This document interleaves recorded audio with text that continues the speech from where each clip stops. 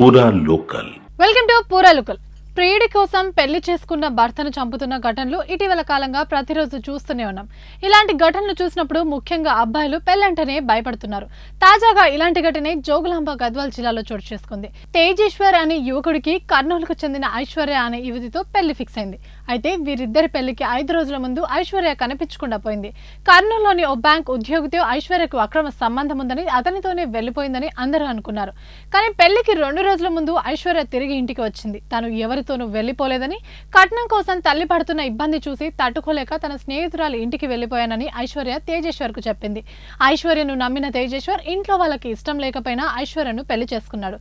కానీ పెళ్లి జరిగిన మరుసటి రోజు నుండి ఐశ్వర్య భర్తను పట్టించుకోకుండా ఎప్పుడు ఫోన్లో మాట్లాడుతుండడంతో ఇద్దరి మధ్య మనస్పర్ధలు మొదలయ్యాయి. ఈ క్రమంలో జూన్ 17న తేజేశ్వర్ అదృశ్యమవగా అతడి సోదరుడు పోలీసులకు ఫిర్యాదు చేశాడు. దర్యాప్తు చేపట్టిన పోలీసులకు ఏపీలోని పాణ్యంలో తేజేశ్వర్ మృతదేహం దొరికింది. దీంతో తేజేశ్వర్ కుటుంబ సభ్యులు ఐశ్వర్యపై అనుమానం వ్యక్తం చేయగా ఐశ్వర్య ఆమె తల్లి సుజాతను విచారించిన పోలీసులకు విస్తుపోయే నిజాలు వినిపించాయి. ఐశ్వర్య తల్లి సుజాత కర్నూలులోని ఓ ప్రముఖ బ్యాంకులో స్వీపర్ గా పనిచేస్తుంది. అదే బ్యాంకు చెందిన సదరు ఉద్యోగితో ఆమెకు వివాహేతర సంబంధం ఉందని బయటపడింది. సదరు ఉద్యోగి క్రమంగా ఐశ్వర్యతో కూడా సంబంధం పెట్టుకున్నట్టు సమాచారం. తేజేశ్వర్ ను పెళ్లాడిన తర్వాత ఐశ్వర్య సదరు బ్యాంక్ ఉద్యోగితో 2000 సార్లు ఫోన్ మాట్లాడినట్టు పోలీసులు కాల్ డేటాలు గుర్తించారు.